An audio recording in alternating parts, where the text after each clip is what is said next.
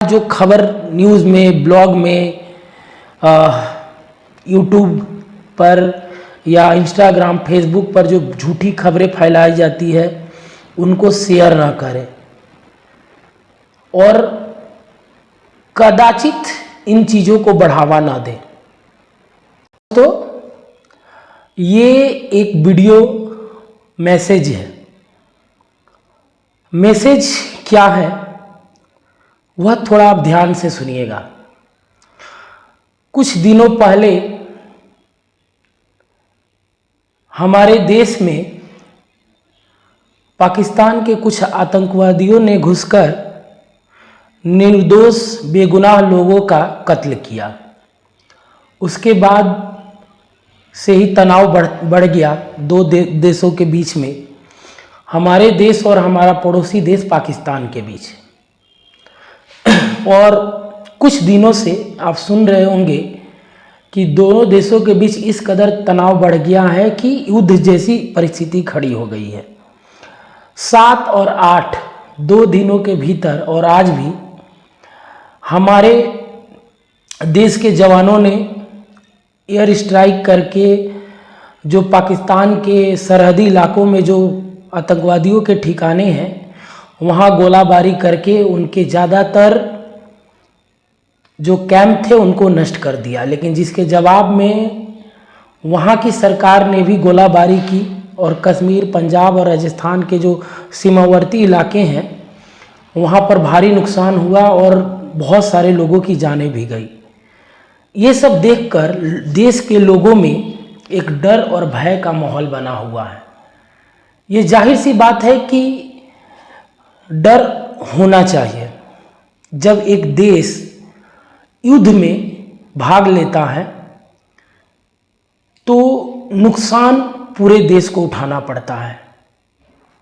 हो सकता है कि हम तक गोले बारूद न आए, लेकिन गोला बारूद कहीं भी गिरेंगे, इस पार से या उस पार से, नुकसान पूरे देश को उठाना पड़ता है और पड़ेगा। जब जंग छिड़ती है तो देश की जो सरकार होती है वह देश का पूरा धन अपनी सरहदों को बचाने और सामने वाली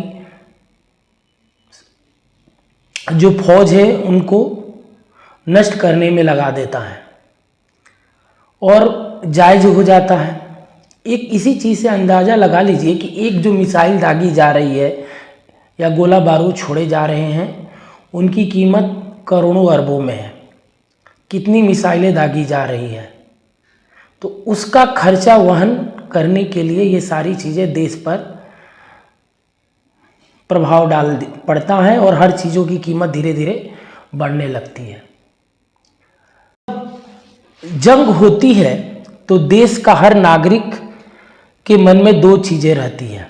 एक तो उसे भय रहता है कि जो युद्ध सीमा पर हो रहा है उसका प्रभाव हमारे ऊपर ना पड़े।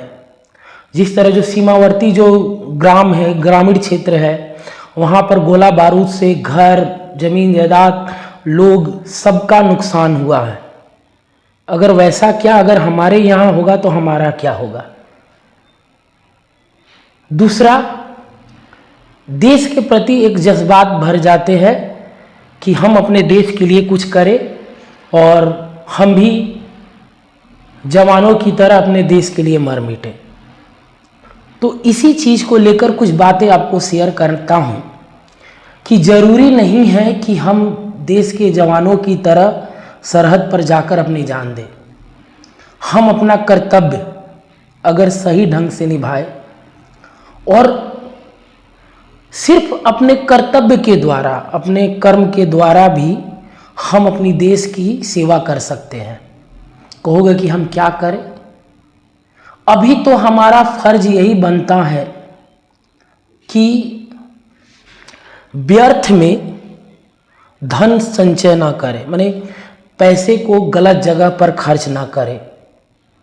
गर्मी छुट्टियां पड़ती हैं, लोग घूमने निकलते हैं, लेकिन अभी वो मौसम है कि आप अपने जगह पर रहिए, कहीं भी दूसरी जगह जाने की मत सोचिए। मजबूरी में जाना हो तो ही जाइए, और जिसको भी जिस तरह की मदद आपको दिखाई दे, ऐसे ही मदद करते ना फिरिए, कोई मदद के लिए नहीं सामने आता है, लेकिन जहाँ ज़रूरत पड़े, जिस तरह से भी ज़रूरत पड़े, आप उनकी मदद करें। जब युद्ध होगा, जितना दिन युद्ध चले, युद्ध के समाप्ति या युद्ध के रहते हुए भी हर चीज़ों के दाम बढ़ेंगे, महंगाई आसमान पर जाएगी, क्योंकि जो खर्चा युद्ध में होता है वो खर्चे को बराबर करने के लिए हर चीज़ों के दाम बढ़ाने पड़ते हैं सरकार को।